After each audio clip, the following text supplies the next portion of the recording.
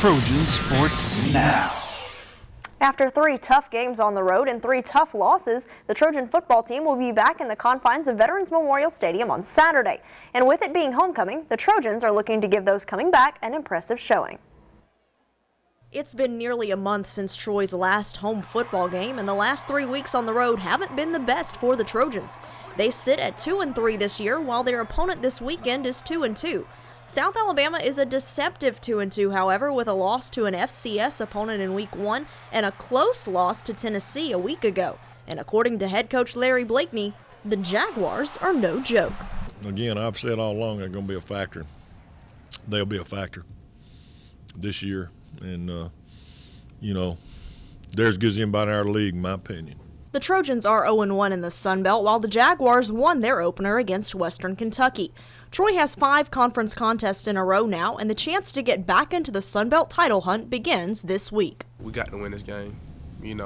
Like I said, we win this game, everybody's mindset change. I'm not going to say that we can't do some things if we don't win this game, because we can. But if you really want to do it right, we need to win this game. This is also homecoming for the Trojans, but quarterback Corey Robinson says that's not the main reason this is an important game. This is a big game for us, an in-state game. This game carries over a lot more than what some of the guys realize, recruiting-wise and all that kind of good stuff. So we need to have a good week, and we need to go out there and play the best football that we're capable of. Troy is undefeated at home this season, and these players are looking to keep that record intact. We don't want to take a loss. We're not going to take a loss, We're going to try to pull this game out. It's pretty big to win every game to me. That's how I feel. Even though it's a conference game, I feel like we still got to go out, win it regardless. You know what I'm saying? Nobody likes to lose. I don't like losing at all. So conference game, non-conference game, it don't matter. I just want to win. The homecoming game will be an early one with kickoff at noon. That means Trojan Walk will be at 9:45 following the homecoming parade, which will be in downtown Troy at 9 a.m. Now for a little throwback to last year's game, let's take a look at the most memorable play for me. And if you can see Chandler Worthy's in motion from the near side, it's a little end around to him, but it's not so much the play that I remember as much as it was the tackle and not the one on Worthy. I got a little closer than I intended to with Jags linebacker number 25. Now we'll take a look at it from my perspective, though there's not much to see, as I cut the camera off right before I got nailed. Anyway, not my favorite football game, but it's certainly my most memorable moment. Danielle took the hit like a champ. After a Thursday home game against Arkansas State, the soccer team will hit the road for a Sunday matchup against the other Arkansas team of the Sun Belt. Troy will be in Little Rock on Sunday as they face the Trojans of UALR. Little Rock comes in with a 3-7 record, but have kept all their games close. Troy leads the all-time series with a 5-3 mark and have won the last 4, but Coach Chris Bentley knows it will not be an easy task. I think you got to get used to traveling on the road, and these weird split weekends, I think those are going to be important too. Traveling and then getting out and playing the next day is going to be an important thing for us to stay competitive in the conference. Arkansas Little Rock is a good team. They're competing well, and we're going to have to be ready for them as well. The volleyball team will be back in action on the home court this weekend as part of the homecoming festivities. They'll be wrapping up a stretch of 5 matches in 9 days. They'll be in action both Friday and Sunday at home, with the first match against Louisiana Lafayette on Friday at 7. The Ragin' Cajuns enter the match 1-2 in Sun Belt competition and 11-6 overall. Then the Trojans' opponent on Sunday afternoon will be the other Trojans in the Sun Belt, UALR. Arkansas Little Rock sports a perfect 3-0 record in the Sun Belt and has won their last 9 matches, which is the longest active streak in the conference. Their match on Sunday will begin at noon, and head coach Sonny Kirkpatrick knows his team is facing some tough competition. It's always fun to play at home. The fact that we get to play in the arena is phenomenal, and the fact that we have a lot of people coming back this weekend, it gives us a little bit of extra incentive to work hard this week to be prepared for Friday and Sunday, and to put our best foot forward to defend our home floor.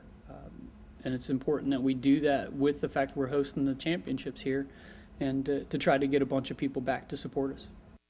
After a week off, both the men's and women's tennis teams will be in Clemson over the weekend for the Duckworth Family Fall Classic. The event begins on Friday and will wrap up on Sunday. After a weekend off, the cross-country team will be back on the road and taking their top 8 women and top 7 men for one of their biggest competitions of the season. The team will be in Louisville, Kentucky for the Greater Louisville Classic this weekend. For the women, this will be their first chance to run a 5K, which is the distance they will compete at for the conference championship. And for the men, they too will be running their championship distance of 8K.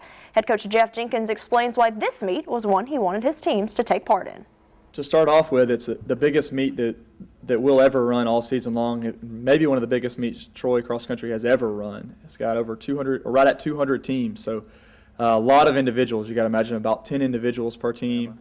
So we're going to see a lot of good competition, be able to measure ourselves directly with those athletes.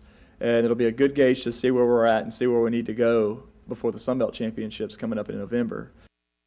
The team will be on the road for the Greater Louisville Classic on Saturday, and 1 month from now, on November 2nd, the Sun Belt Cross Country Championships will be on campus at Troy University. And now it's time to take a look at the Trojans in the pros. DeMarcus Ware ended a streak of 2 sack games as the Cowboys fell to the Chargers 30-21. Ware had 2 tackles in the loss. OCU Manura had a good game against the Patriots on Sunday, but it wasn't enough in a 30-23 loss. OC had 4 tackles for the Falcons. Jonathan Massaquoi of the same Falcons team got his first career start against the Patriots and made some big plays, including a tackle for loss, one of his 2 tackles in the game. Steve McClendon and the Steelers took on the Vikings in London on Sunday. McClendon was solid, picking up 4 tackles, but the Steelers lost their 4th straight game. And Kenoris Davis made his NFL debut with the Patriots on Sunday night. Davis didn't record a tackle but did play on special teams. He was cut earlier this week but was signed back to the practice squad.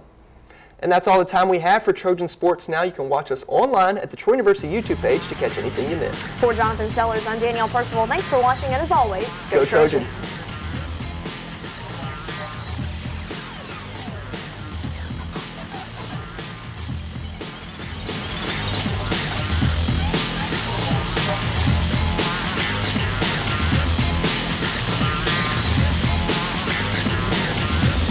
Trojan Sports Now.